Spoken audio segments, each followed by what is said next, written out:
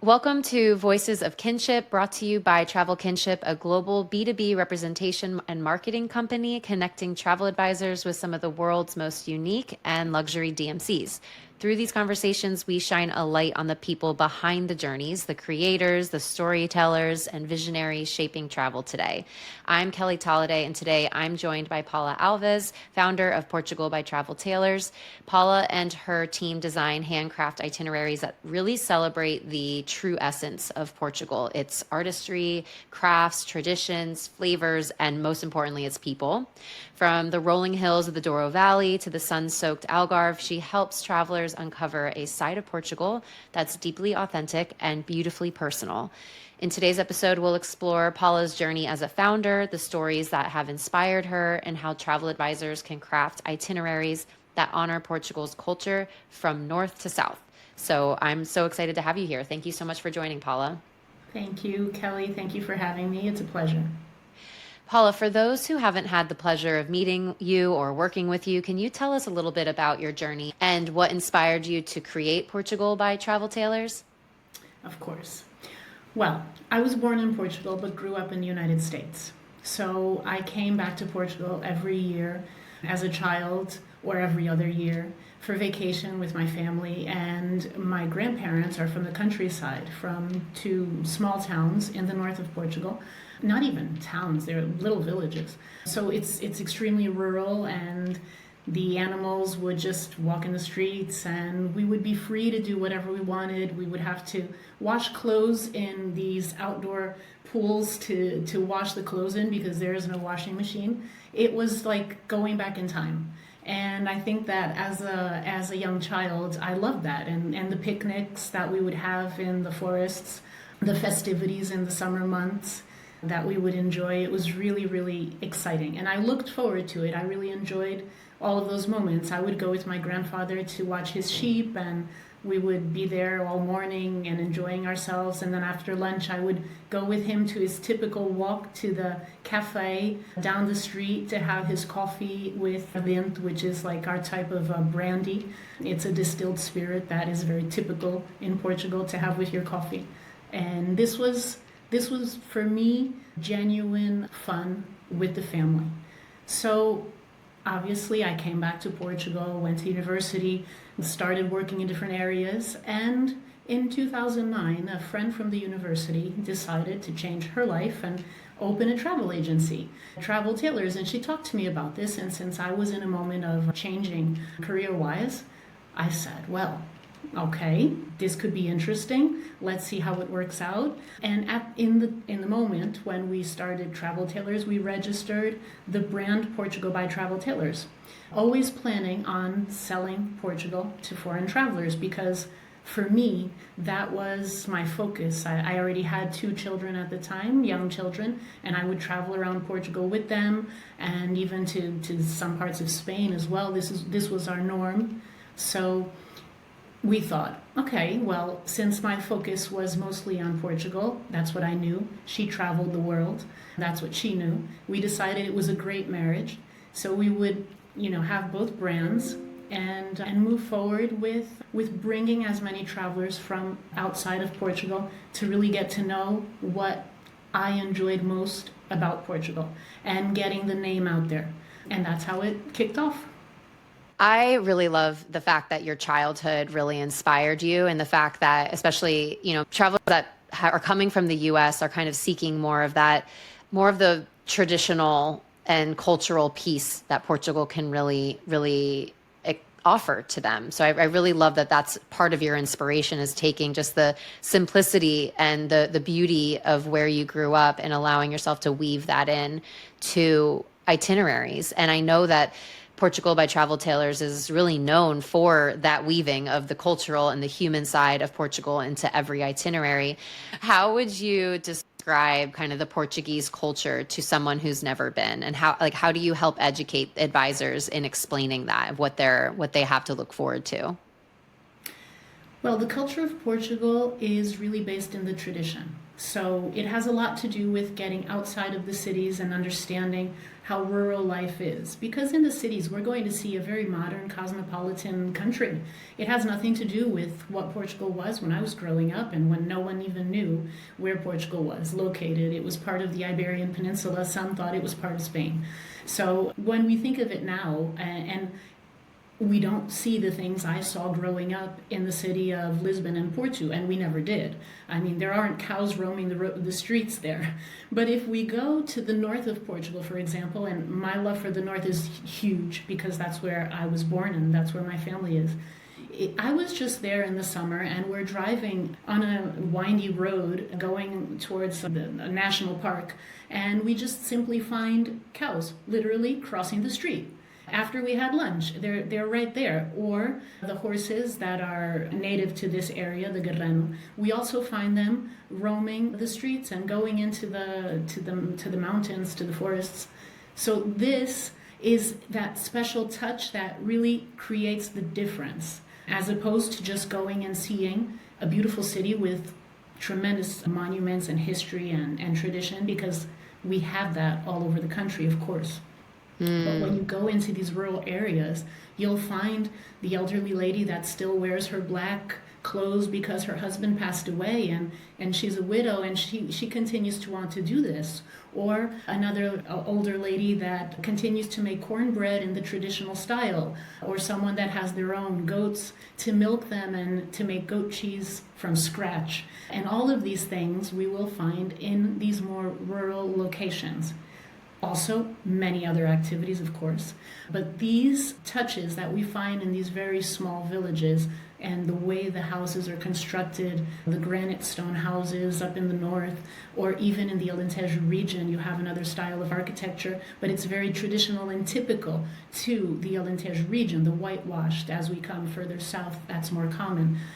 These are the different aspects that we'll find throughout the country, the different landscapes that will make the country feel genuine to those who are discovering it for the first time. Yeah, I really love that. Could you share a few examples of experiences that you've designed that, and I'm sure we'll talk a little bit about this later, but experiences that you've designed because of the relationships that you've built over, these many years that really reflect the soul of Portugal? We think that the ones that will reflect the most are probably related to gastronomy and also to winemaking.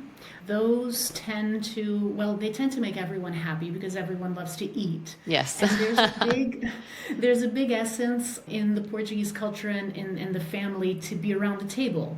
And friends, and that's where we meet. We're always around the table. In the summer, it's to have snails and beer. In the winter, you'll be having chestnuts on the fire and drinking a coffee, having some wine. It's all of this that's related to gastronomy that really makes people feel cozy and comfortable. So we love to do either cooking workshops with chefs that we work with, and we're talking about normal people that have grown in the gastronomy area and that have really immersed into the traditional dishes and culture of Portugal, created their look, let's say, on that food, on that dish, and they love showcasing this to the clients. We also work with some viscountesses and viscount in the north of Portugal. We have a couple that we work with that do cooking workshops as well. And the interesting thing is to actually enjoy a conversation with these people that have a lot of stories to tell. They have a very interesting family history, an interesting life that they love to share with the clients. So that related to making some food, a traditional dish, something the clients will enjoy to be able to take home with them and even repeat at home if possible. It's pure joy, really, because it mixes all of the best things together. And then you have the winemaking. If you can have an experience of pressing wine with your feet, that is tremendous fun, and people tend to love to do this. Of course, it is very limited in time because it's only during the harvest season, which is mainly August, September. Since it's been getting warmer, it tends to start earlier. Interesting. So it's not just September, it starts in August. It can delay a little bit, then the timing is never exact, but it's always around that time. It's when the grapes are ready, and that's when you can enjoy the real experience and not, we don't do make-believes. So it's never done at another time except when it's precisely during harvest. And we have numerous experiences with food, be it cooking with someone, be it having a food tour in one of the towns or cities and enjoying the local delicacies of that region that you can find from north to south, so many different things, be it savory or sweet. Now I'm hungry. So, so you mentioned that a lot of these people who are helping you curate these experiences, they're not big business. They're people that have just become passionate and have created something for themselves. How do you find that specifically with Portugal by Travel Tailors, but you as well, you going out into the field and meeting with, your chefs and your singers and your hiking guides, and you've built relationships with all of these people. How do you find that this makes such a big difference as a DMC, and especially to the client who's the traveler who's going to be on those trips, the difference between the level of detail that you pay attention to the relationships that you build with these people versus it being potentially like a big business or, something that you could easily find on Google. I love that what you guys do is so behind the scenes and so like, some of them are like just a one woman operation in the middle of the Douro Valley. I love that about what you guys do. So I'd love to hear a little bit more about that relationship building and the community building piece of it. Well, this is true sustainability, really working with family-owned businesses or just a single-person business, like a young guy we work with in the Alentejo who is a olive oil producer, and he does it the way his grandfather did, and he has a 2,000-year-old tree in the yard where he obviously he's not using that one to produce the olives, but to the olive oil, but he's using the rest of the plantation, and he really, really does it for passion. He's a math teacher. So, and these are the type of things that, when you start meeting these people and understanding what they do is for passion, it's like me. I mean, I don't feel like I go to work every day. It's exciting. I love what I do. I love making people happy and creating itineraries that are dream vacations, are memories that will last a lifetime. That's what we love doing. And these people we work with, it's exactly the same thing, just in their art, in their specific activity. They love what they do. And we have this relationship with them that we understand what they do.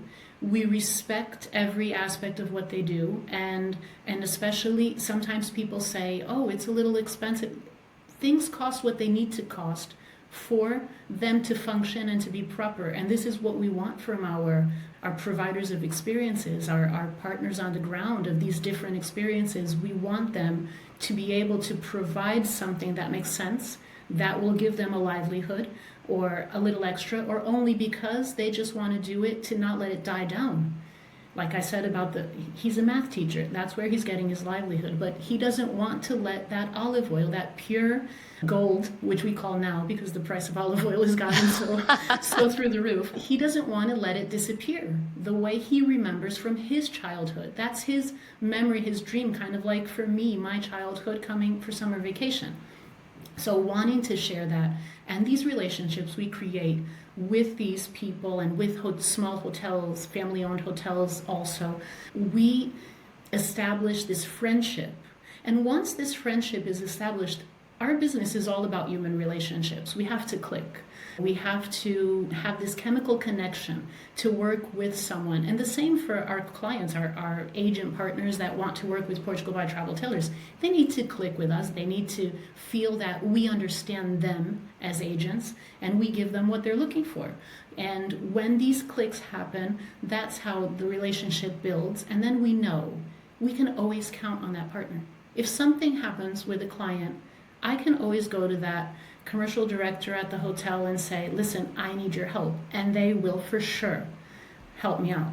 Me, any team member, of course, on Portugal by Travel Tailors team. And the same with every other activity that we're working with. We want to support these small companies, small families, so that they continue growing and also provide the very best that we can offer in Portugal, because we want people to not only have an amazing experience, but shout it out to the world and tell all of their friends and family that they loved coming to Portugal and that everyone should come also because it's a great experience.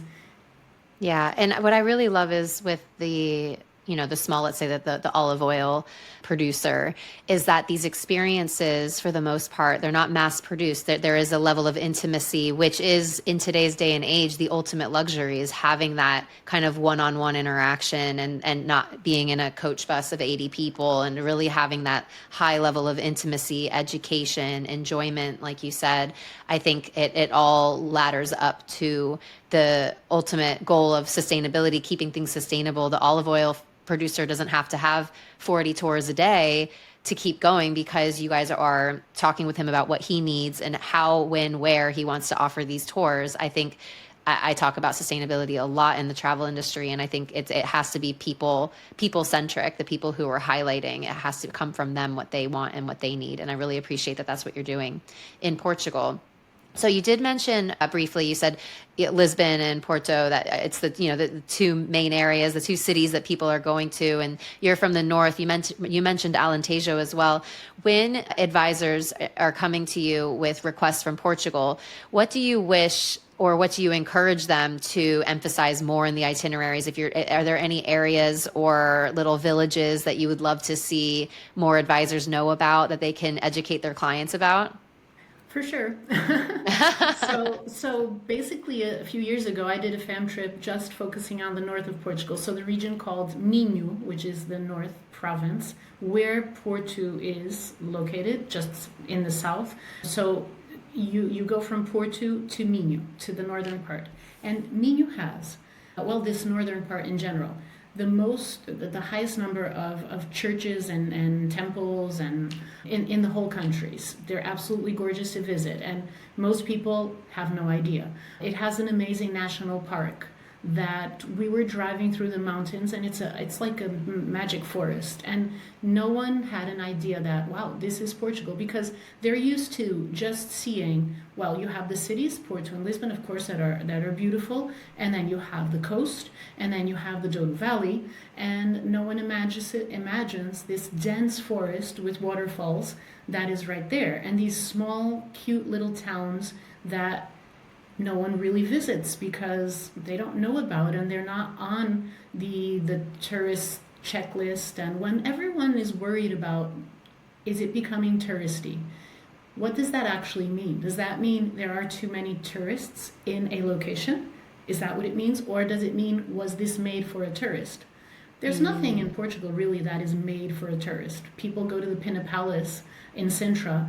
It was not made for a tourist. It's a centuries old palace, and it grew through time, made by different kings that added on to it, and it's an eclectic architectural structure. It's a UNESCO heritage, and it's gorgeous, and everyone wants to see it, but it's full of tourists.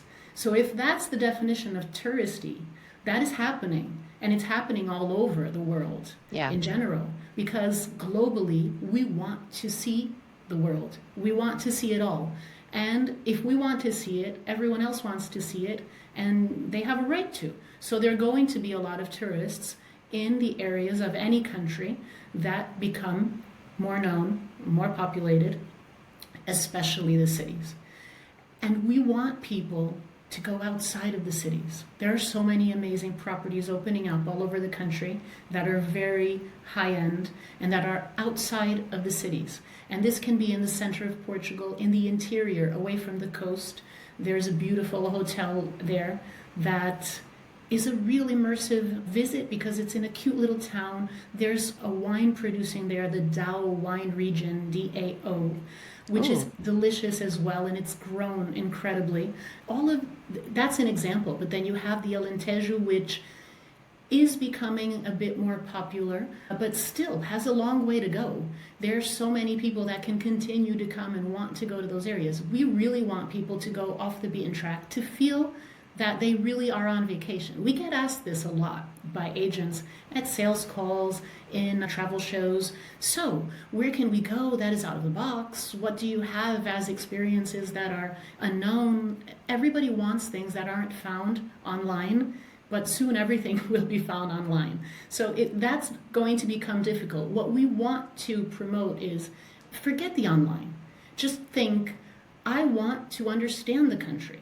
I want to know what this country really is about. And that's getting away from the hustle and bustle of the noise of cities. You can do that, obviously, a little bit, but get away from that and really enjoy the luxury of time and immersing yourself in a location and giving yourself time, which is the true luxury, to enjoy an area of the country that nobody's talking about, that you can walk around in a little town and see the actual life of this small area, enjoy the food in this area, see how people are living now in that area, maybe enjoy some activities that are different from what you know from your home, and understand what the country is all about that way. Yeah, it's so true. And travelers don't know what they don't know. And I think as the rise of the advisor keeps happening, as the popularity of people working with advisors keeps growing, and the value that they place on their expertise, the more important it is for advisors to work with valued partners like you to show them and tell them about these places, because advisors also don't know what they don't know. So just hearing this, I'm like, okay, I got all these new places I got to add to my bucket list. And like you mentioned, time and space is the new luxury. Having space to breathe and not having a trillion people on top of you it's the new luxury these days. And I think that's what we're going to start seeing, the distribution of, just like kind of during the pandemic where a lot of people left cities and went to more rural areas to live. I think we're going to start seeing that in the travel industry as well, as people starting to find these more quieter, softer places to land, so that it actually, like you said, is a vacation.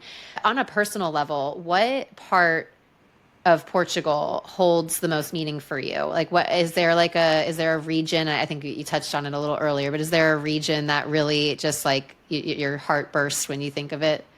Well, it's terrible. I'm repeating myself because it definitely is the north, because there's so much there. I'm more of a, my favorite season is the fall, but I like the cold. And it's always usually colder up north. So it's kind of that cozy feeling of when you go to a granite house with a fireplace and you have, oven cooked bread, cornbread, and you're having a nice warm tea or a warm coffee, or chestnuts roasted during the fall season, which is very typical. These are cozy things that just, they tickle your soul. Then you have a bunch of different experiences and artisanal works from the north that are so unique, like the filigree. And you can have a workshop with someone you can either just observe, watch the person create the pieces, or you can make a piece. These earrings are filigree, and this heart is traditional from the north of Portugal. This shape of this heart is from where my parents are actually living now, Viana do Castelo, the town where I ended up coming to. It's a city, but it feels like a town because it's a very small city, where we ended up coming to when we came back from the United States to live there. And I ended up going directly to Coimbra, to the university, which is also fabulous. And I absolutely love Coimbra. I mean, it dates back to the 1200s. Imagine going to a university that dates back to the 1200s. Wow. It's fascinating. So in the north, then you have a bunch of other traditions, this beautiful folklore outfit that every year in August there's a festivity related to that, and all of these ladies get dressed up and parade in the streets with these outfits and with all of the family gold, all of the heirlooms from the family displayed on their chest.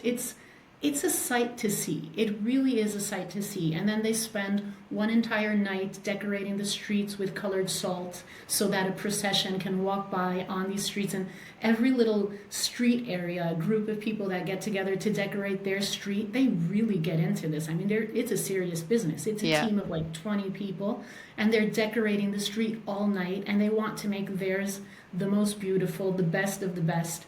And it's all for the procession of Our Lady of Agony. So they take the statue and they go all the way to the river. Then the fishermen boats go into the ocean with the statue, and it's an absolute beauty of a festivity. And this happens in many other areas of Portugal. Different festivities, of course. There's the flowers, there's a lot of other saints, there's numerous festivities that take place during the summer months mostly, all over the country. And it's an exciting time to come and see all of these different things. And again, this was what I loved when I was young, and having that festival food and all that. It's just great joy. You've mentioned the traditions and, the culture and the crafts and the different experiences and now the festivities. For those that are listening, if you want to dive deeper into the specific experiences that your clients can have, I'm going to link in the show notes of this episode the recording for the webinar that you're going to run that is all about traditions and all about the experiences that clients can have, so you can have access to that. Finally, Paula, what do you see for the future of tourism in Portugal? Like, what should advisors know about what do you see happening in terms of tourism? Well, we spoke a little bit about getting away from the cities. So definitely, I think that's a big plus, and I think that'll happen. And it's very common for it to happen maybe as a second or third time visit to Portugal, which we've already had clients return. Yeah. Also, we can't forget our islands. We have continental Portugal, but we have our islands, the Azores and the Madeira Islands. So there's so much to see. And people can easily return to the country to go and visit different areas or different regions.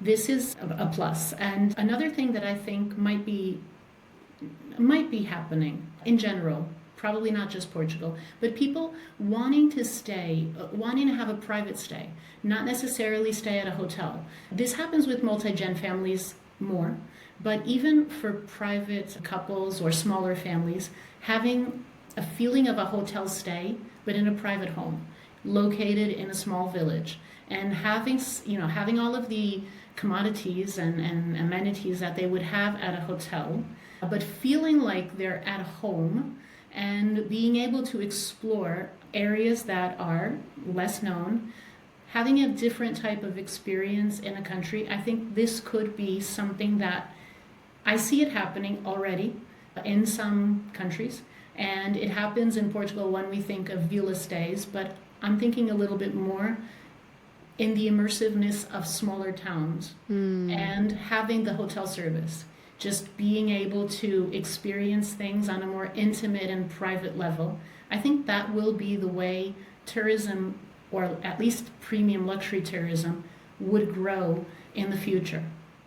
I really love that. I mean, 100% everything that we talked about just kind of wraps that all up. And to know that it's available in Portugal and that you have connections and contacts and relationships with people to be able to make that happen is amazing. So Paula, I'd love to end with the way that advisors can connect with you. Obviously, if anyone's listening that wants to work with Portugal by Travel Tailors, please feel free to reach out to us here at Travel Kinship. You can email me directly at kelly@travelkinship.com. But if they'd like to connect with you online or via email, is there anywhere that's best for them? They should definitely write to portugal@travel-tailors.com. That's our general team email, and everyone has access to that. And I'm always in touch with everything the team is doing, so I'm aware of everything, and I can always reach out to any advisor to help out with whatever is needed. Amazing. Thank you so much. I appreciate it. Thank you. It was a pleasure.